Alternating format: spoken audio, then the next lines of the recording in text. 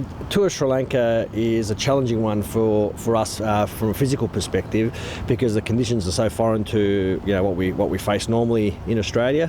Fortunately, most of our players have played in the subcontinent and sort of experienced that. The main differences are that it's quite hot in Sri Lanka, particularly this time of the year. I've lived in Sri Lanka for over 7 years, and I know how hot and it can be. They don't really have a winter. It's either hot or really hot, and it's very humid. So, dehydration is one of the main concerns that we have when we go to the subcontinent, particularly this time of the year. So we put a lot of strategies in place to try to prevent players suffering from dehydration, because it can affect performance and it can result in injuries. So players are all educated on hydration methods. We use a whole different range of techniques on people. We test their urine to see how hydrated they are on a daily basis, and from that we manage to individualise each person's what they drink and how much they drink and what types of drinks they have. So we have a whole range of different things, ranging from water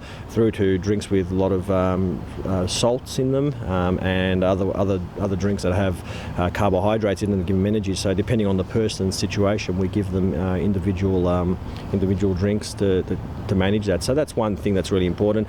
The tour is quite long, and there isn't many breaks in it. So players who are in every form of the game, we need to look at managing their workloads. In particular, we have 3 tests that are pretty much back to back. So it's only 3-day breaks between 3 tests. That's something that we're not really used to. We normally play 2 tests and have a break, and then have a week break and then play the next game. So that's something we need to manage, particularly with the bowlers, and particularly in that part of the world where a lot of the times, the games might go for 5 days and the bowlers have bowled a lot of overs, and that could result in injury. So we have to really closely monitor their workloads leading into the games and in between games, and just see how we manage our players. So that's something that's really important.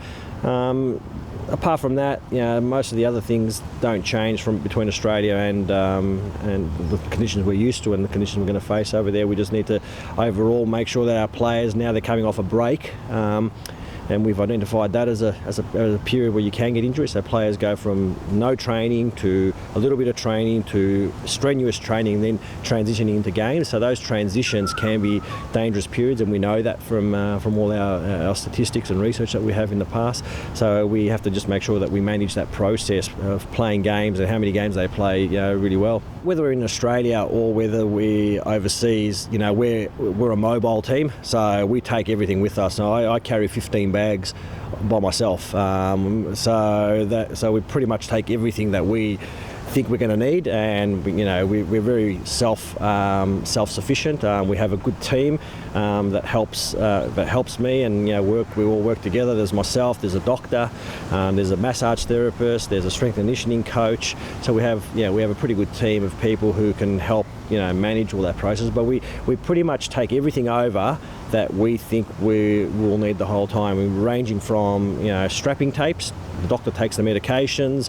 I take strapping tapes. We take massage tables. We take rehab equipment. So we have 1 or 2 bags that has little bits of weights and things that we can do to manage all our rehab programs. And we have a team room when we get over there, which is an area that's available to us. And we just set ourselves, as soon as we get there, we set ourselves up as though that's our home, and we set up our rehab stuff there. And players can come in and do their rehab, do their treatments in there, and we just try to make ourselves at home as much as possible. But that's no different whether we go to Sri Lanka or whether we're touring around Australia. Obviously in Australia things are a little bit easier for us because we know we have access to local doctors and surgeons and specialists and things like that. But like I said, I've lived in Sri Lanka for a period of time, so I know where to access those services anyway.